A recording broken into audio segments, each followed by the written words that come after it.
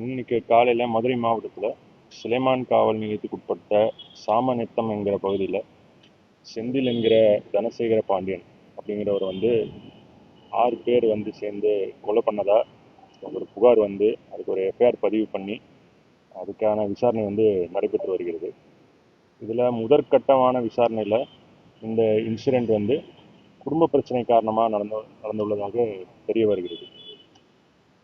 இது சம்பந்தமாக இந்த கேஸ் பொறுத்த வரைக்கும் இதுவரைக்கும் ஒரு மூன்று நபர்களை வழக்கு பதிவு பண்ணி கைது செய்து விசாரணை நடைபெற்று வருகிறது.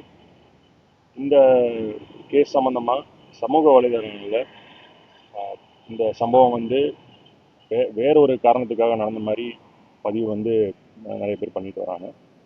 ஸோ இதுக்கான ஒரு கிளாரிஃபிகேஷன் இந்த கேஸ் குடும்ப பிரச்சனை சம்பந்தமாக நடந்திருக்கு அப்படிங்கிறது முதற்கட்ட விசாரணையில் தெரிய வந்திருக்கு.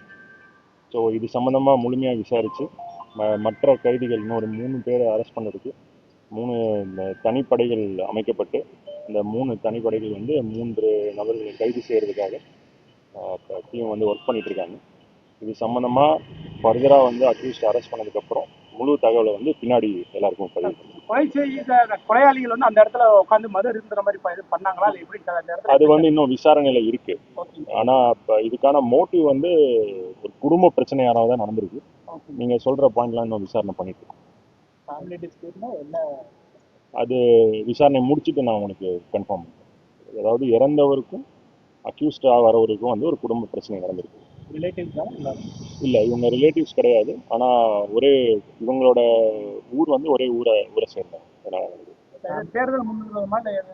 இல்லை, குடும்ப பிரச்சனையாக தான் நடந்திருக்கு. வேற ஒன்றும் மற்ற ஒரு ஆங்கிள் ஒன்றும் இல்லை. விசாரணையில் இருக்கு. இப்பதான் எல்லாம் விசாரணை நடந்திருக்கு.